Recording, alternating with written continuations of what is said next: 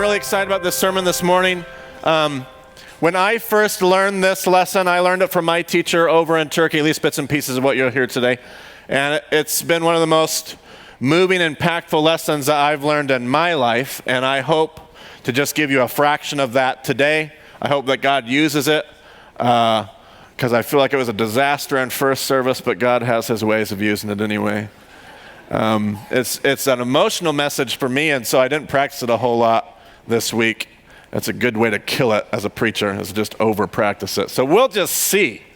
Are you guys ready to go? Yeah. All right. We have 2 more weeks, this week and next week, to wrap up our exegetical series on the book of Hebrews. And what better way to review than to throw Paul Patterson's infographic on the screen, right? Right. Hopefully, this is starting to make more and more sense as we work our way through the book of Hebrews. Has that been true, maybe? Yes. Okay, so I think I heard somebody say no. At least we're being honest. We're all about real life here. I like it. So can anybody remember the tool that's being depicted on the infographic? What's it called? Yeah, 10 points to the center of the room. It was the left side of the room last service, center room this service. We keep score. This is what's called an inclusio. It is a Greek literary tool that is used in order to communicate a point. Now, in an inclusio, there are these bookends that help identify for the reader, once they see the inclusio, the bookends help tell us that in this section of the letter of the book of the homily of Hebrews is an argument that is central to you understanding what the writer of Hebrews is trying to get at. So we talked about the first 10 chapters of Hebrews end up forming this inclusio. Now the author, in large part, is dealing with this old covenant, but it's not old as in bad. It's not old as in wrong or inaccurate or broken or needs to be thrown out. It's this system that they have been used to that's now been done away with because the temple has been destroyed. And as they sit in kind of this cold-blooded panic of what do we do now, the author of Hebrews writes this book to say, don't worry, Jesus offers us what that system offered us. Jesus takes to a whole nother level. Jesus takes it, it's a better way. It's not different. It's not the old way was bad. It's just that Jesus offers us an even better way to do it. And so we were looking at Jesus as a better messenger, Jesus as better humanity, Jesus had a better Moses, a better Shabbat, a better high priest. And then the author kind of, I don't know how you guys talked about it over here in Moscow, but we talked about it like the author kind of pulls the car over and kind of stops and says, kind of turns back to the back seat and says, we need to pay attention to this. Because if we don't pay attention, we're going to miss what God's doing. And then the author continues to close this inclusio argument, 8, 9, and 10. There's even you can't read it, I know, but I can. 8:1. Now the main point of what we are saying is this: we do have a high priest. We do have a high priest. And so last weekend for Resurrection Sunday, did you know that the tomb is still empty? Yeah, Pullman gets a lot more excited about that than you people.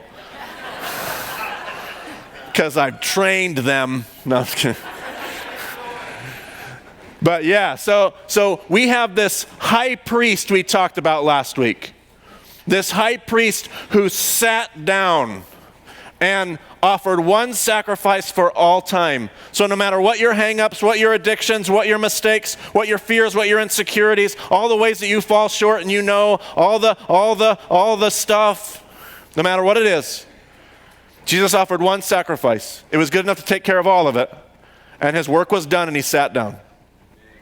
Right?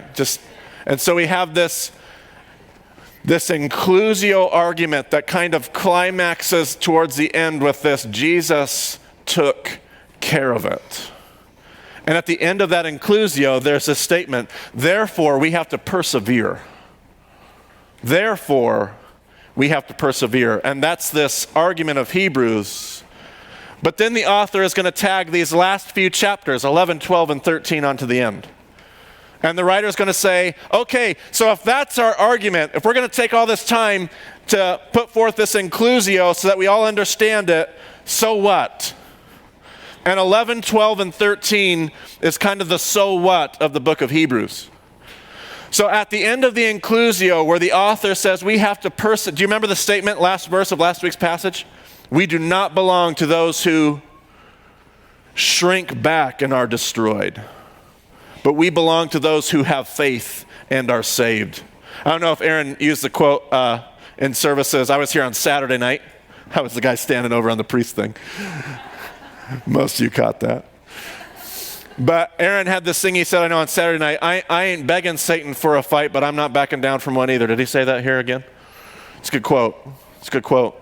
We do not belong to those who shrink back and are destroyed, but we belong to those who have faith and are saved.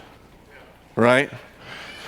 Should we think, lest we think that we can't persevere, unless, just in case we think that we might not be able to make it, the author says, let us remind ourselves of where we come from. And the author heads into this passage that we, very clever Bible teachers that teach Bible college, call the Hall of Faith. See what they did there? It's clever. The Hall of Faith. And that's where we're going to jump in. You guys ready? Okay, good. Hebrews 11. Now faith is confidence in what we hope for and assurance about what we do not see. Please remind yourself, this comes on the heels of. This is the very next verse after, we do not belong to those who shrink back and are destroyed, but to those who have faith and are saved. Now faith is being confident of what we hope for and being sure of what we do not see. Kind of gives it a little bit more context, not this abstract theological concept, but a conversation about persevering, about stepping up and making it, not shrinking back. This is what the ancients were commended for. By faith, we understand the universe was formed at God's command, so that what is seen was not made out of what was visible. By faith, Abel brought God a better offering than Cain did. By faith, he was commended as righteous when God spoke well of his offerings. And by faith, Abel still speaks. By the way, this Hall of Faith always raises about 40 million questions. We had one of my favorite Footnotes podcasts this week, so you can listen to that because we tried to answer all of them. That was a joke. 40 million questions. We got to about half of them. But it was good because this whole chapter is like, wait, what? And we tried to kind of walk through some of the big ideas, not the minute little details, but some of the big ideas of Hebrews 11. God spoke well of his offerings, and by faith Abel still speaks even though he is dead. By faith, Enoch was taken from this life so that he did not experience death. He could not be found because God had taken him away. For before he was taken, he was commended as one who pleased God. And without faith, it is impossible to please God. Because anyone who comes to him must believe that he exists and that he rewards those who earnestly seek him. By faith, Noah, when warned about things not yet seen, in holy fear built an ark to save his family. By faith, he condemned the world and became the heir of righteousness that is in keeping with faith. By faith, Abraham, when called to go to a place that he would later receive as his inheritance, obeyed and went, even though he did not know where he was going. By faith, he made his home in the promised land. Like a stranger in a foreign country, he lived in tents, as did Yitzhak and Yaakov, who were heirs with him of the same promise. For he was looking forward to the city with foundations, whose architect and builder is God. And by faith, even Sarah, who was past childbearing age, was unable to bear children because she considered him faithful who had made the promise. And so from this one man, and he as good as dead, came descendants as numerous as the stars in the sky and as countless as the sand on the seashore. One of my favorite paragraphs in the New Testament. All these people were still living by faith when they died. They did not receive the things promised. They only saw them and welcomed them from a distance. All these people were still living by faith when they died.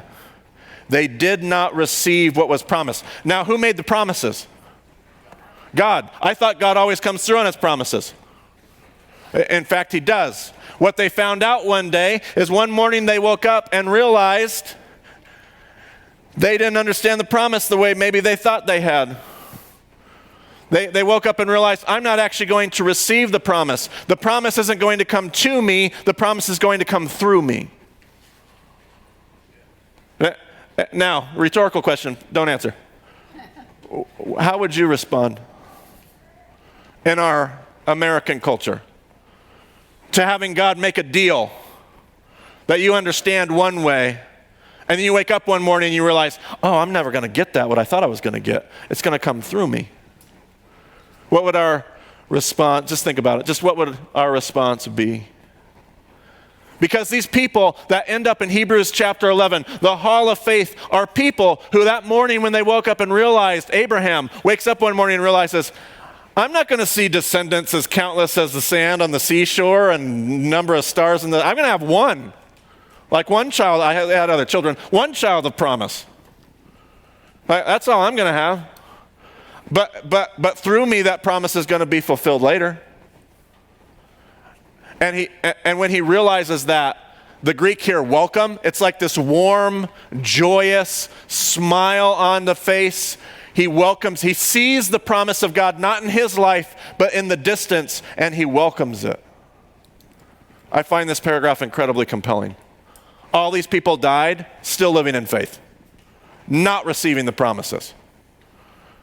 But they saw them in the distance and welcomed them. By the way, side note, around here sometimes we talk a lot about this phrase, trust the story. And there's often these, this kind of sometimes can get twisted into like, I'm going to trust the story that God's telling in my life. No, trust God's story, not your story, God's story. Because God's using your story as a part of his larger story. Does that make sense? It's not about, and that's what we do. We turn it, and so then we get really frustrated when the story doesn't come back around and redeem itself. When we don't start to experience the happy endings. When we don't get all the things that we think we ought to get. And we're like, come on, I'm trusting the story. Come on, God, make my story good. Your story is a part of something bigger that God's doing.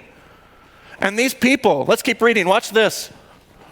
Admitting that they were foreigners and strangers on earth, people who say such things show that they're looking for a country of their own. If they had been looking for the country, thinking of the country they had left, they would have had opportunity to return. Abraham has an opportunity that morning that he wakes up and he realizes, oh, I'm not going to see the promise. He could say, well, forget that. He has every opportunity to do that. So do you. So do I. But will we be a part of something bigger? Will we be a part of something better than our own individual stories? One of my disciples told me in between first and second service. He said, you know, what's interesting is if I realize that my story is about something much bigger and better than mine, it's actually what enables me to not have to have a happy ending. Because my story is about something bigger. So if God wants to use my story to do something else with it, it's a part of something bigger that I know, because I have faith that it's a part of something redemptive. That goes against our hashtag America. Goes against it. Goes against our, anyway. Before I get in trouble, let's keep reading. Instead, they were longing for a better country, a heavenly one. Therefore, God is not ashamed to be called their God. Ooh. Would that be an epitaph for your gravestone? God was not ashamed to be called their God, for he had prepared a city for them. By faith, Abraham, when God, in case we thought, oh, the author made their point. Nope, still going. By faith, when God tested him, offered Yitzhak as a sacrifice. He who had embraced the promises was about to sacrifice his one and only son, even though God had said to him, it is through Yitzhak that your offspring will be reckoned. Abraham reasoned that God could even raise the dead, and so in a manner of speaking, he did receive Yitzhak back from death. By faith, Yitzhak blessed Yaakov and Esau in regard to their future. By faith, Yaakov, when he was dying, blessed each of Joseph's sons and worshiped as he leaned on top of his staff. By faith, Joseph, when his end was near, spoke about the exodus of the Israelites from Egypt and gave instructions concerning the burial of his bones. By faith, Moshe's parents hid him for 3 months after he was born, because they saw he was no ordinary child, and they were not afraid of the king's edict. By faith, Moshe, when he had grown up, refused to be known as the son of Paro's daughter. Instead, he chose to be mistreated along with the people of God, rather to enjoy the fleeting pleasures of sin. He regarded disgrace for the sake of Christ as of greater value than the treasures of Egypt, because he was looking ahead to his reward. By faith, he left Egypt, not fearing the king's anger. He persevered because he saw him who is invisible. By faith, he kept the Passover and the application of blood, so that the destroyer of the firstborn would not touch the firstborn of Israel. By faith, the people passed through the Red Sea as on dry land, but when the Egyptians tried to do so, they were drowned. By faith, the walls of Jericho fell after the army had marched around them for 7 days. By faith, the prostitute Rachav, because she welcomed the spies, was not killed with those who were disobedient. And what more shall I say? I do not have time to talk about Gideon, Barak, Shimshon, Jephthah, about David and Shamuel, and the prophets who through faith conquered kingdoms, administered justice, gained what was promised, who shut the mouths of lions, who quenched the fury of the flames, and escaped the edge of the sword, whose weakness was turned to strength, and who became powerful in battle and routed foreign armies. Women received back their dead, raised to life again. There's this, the author says, in thinking about this hall of faith, there's so many stories I couldn't tell. Stories about how people went to battle and came out triumphant. Stories of people shutting the mouths of lions. Stories of people escaping the edge of the sword. Stories of people getting their children raised back to life again. Stories of resurrection. And you're like, yeah, hall of faith. And then the author does a bait and switch on you. Next. There were others who were tortured. Refusing to be released so that they might gain an even better resurrection. Some faced jeers and flogging and even chains and imprisonment. They were put to death by stoning. They were sodden too. They were killed by the sword. The author says, you see, some of these people that walked by faith, their stories ended incredibly well. In victory and triumph. In incredible redemption. Some of these people, their stories end in torture, in martyrdom, in death. But you know what's true about both groups? They both finished. They both walked in faith.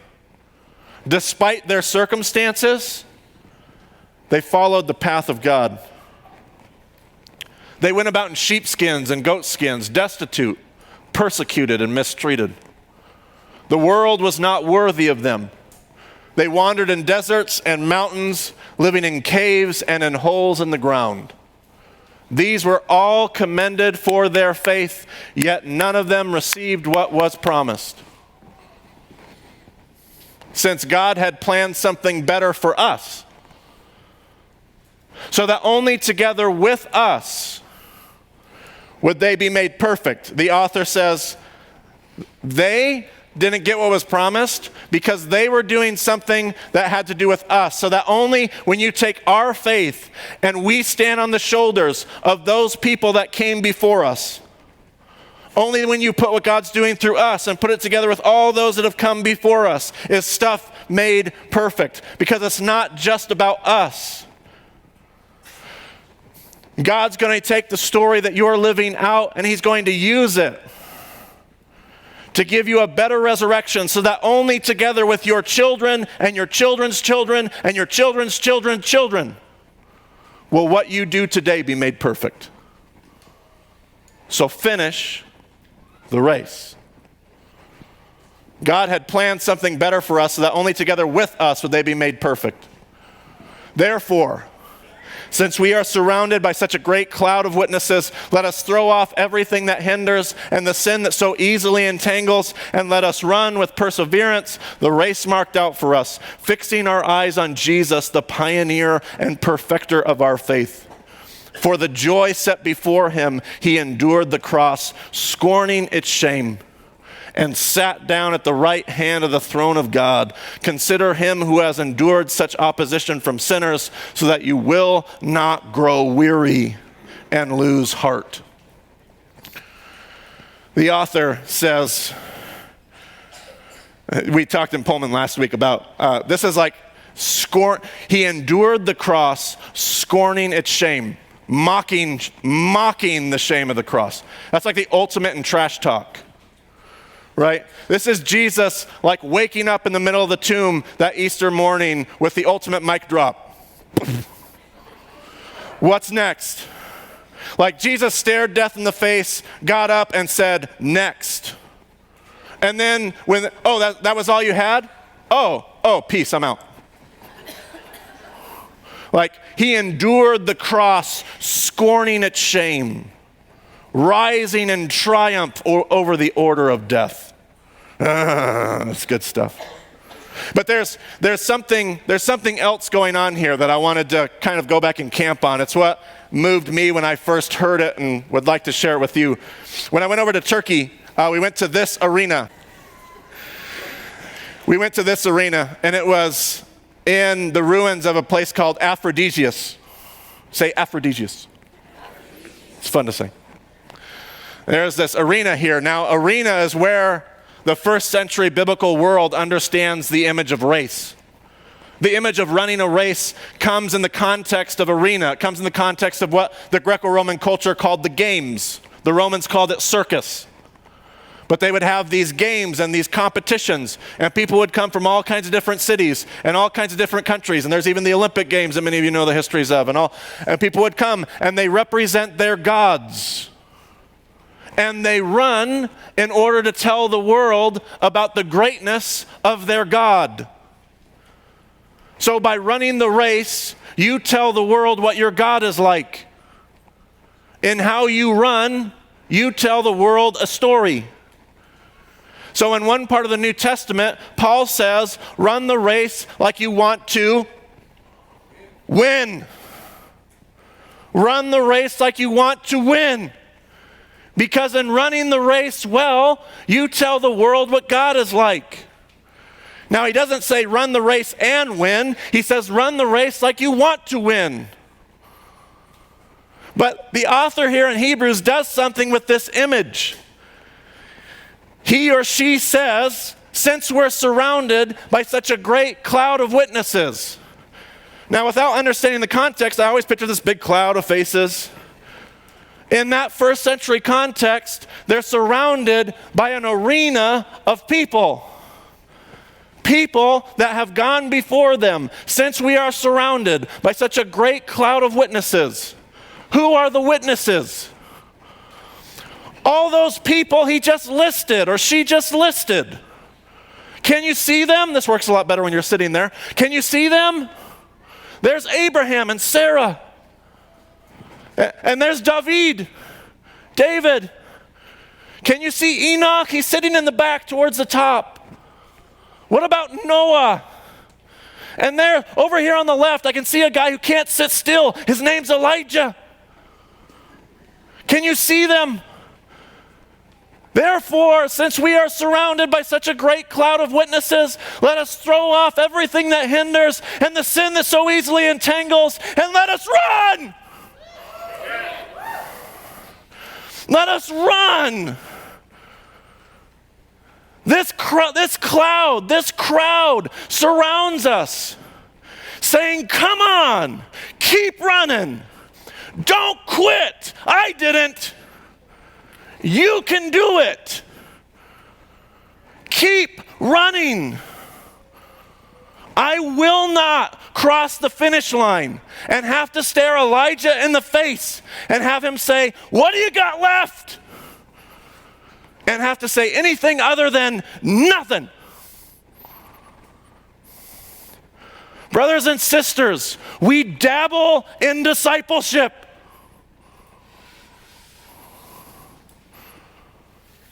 We walk.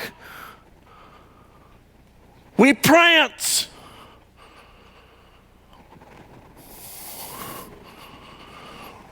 Run like you want to win. Run like you want to tell the world what your God is like. You're surrounded by an awfully big cloud of witnesses. And I don't think it's too much to suggest that in that cloud, in that crowd, in your arena, are not just the people, the characters from the scriptures, but all those people from your life that have gone before you. So who is in your arena?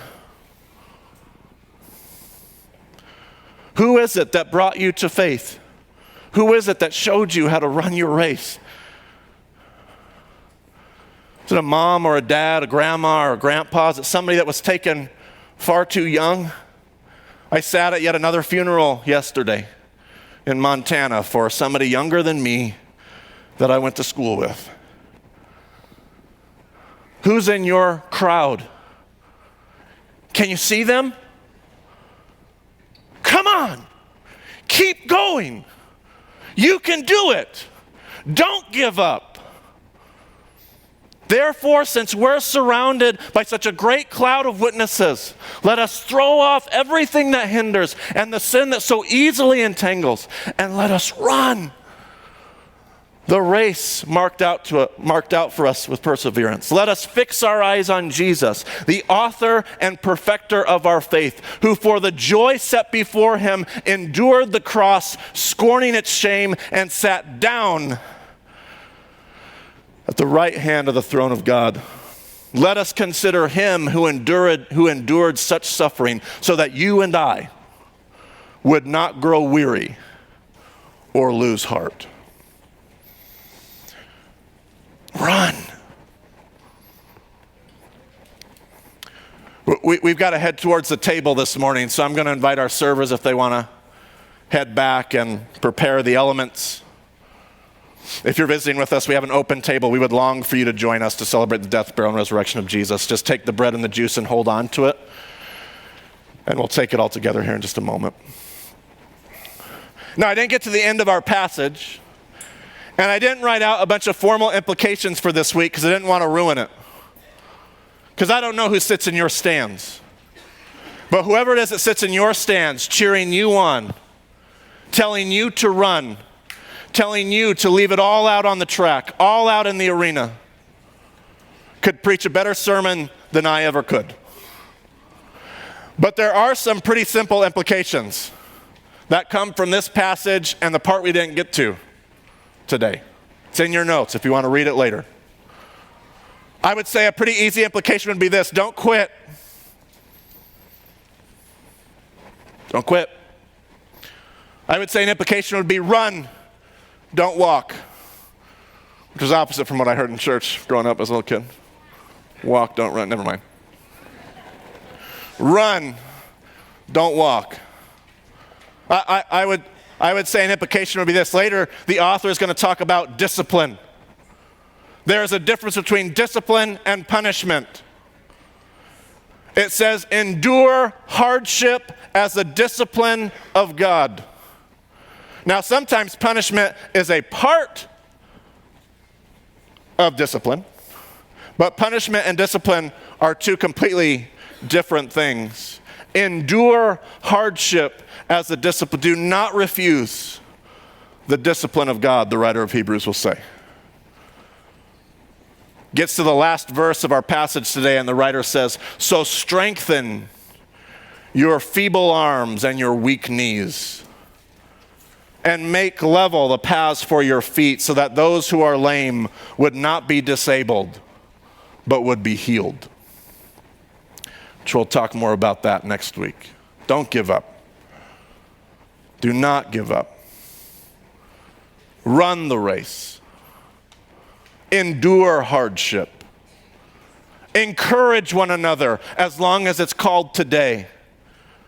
Maybe we ought to see our role to sit in the stands of so many of our brothers and sisters, even though we're still living, and to shout them on, to tell them they can do it, and they have something to offer, and they have something to give, and to run.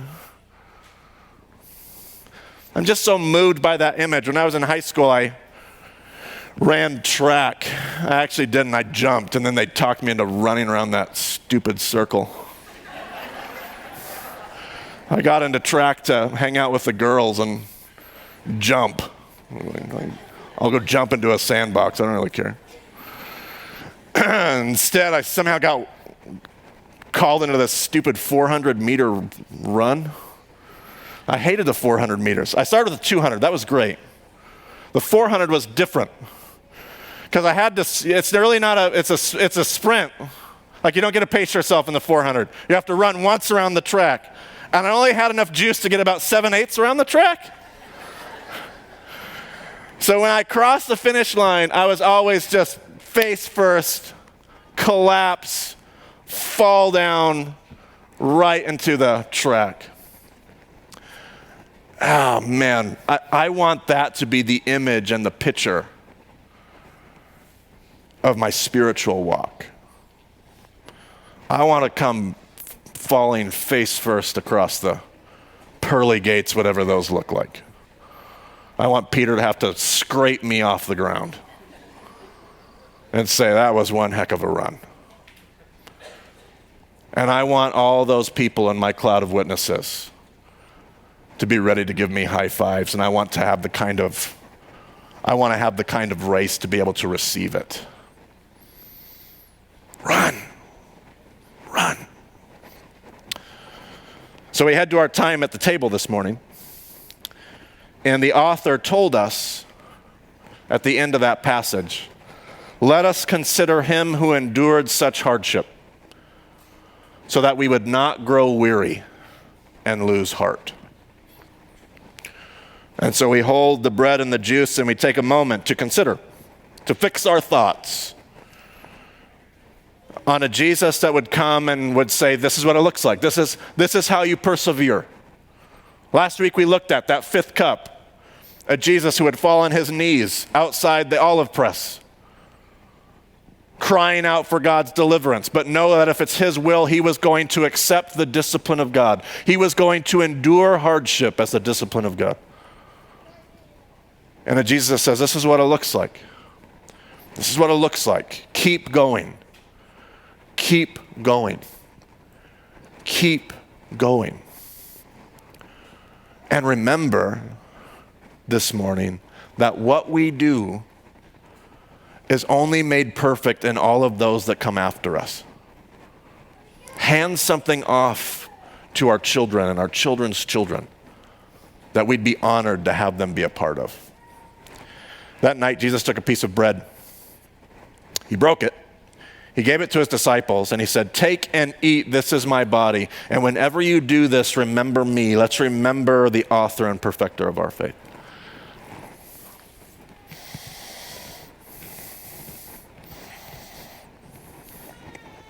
Later in that meal, he took the cup.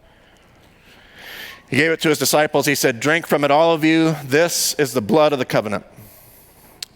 And whenever you do this, remember me. Let's remember him who endured such things.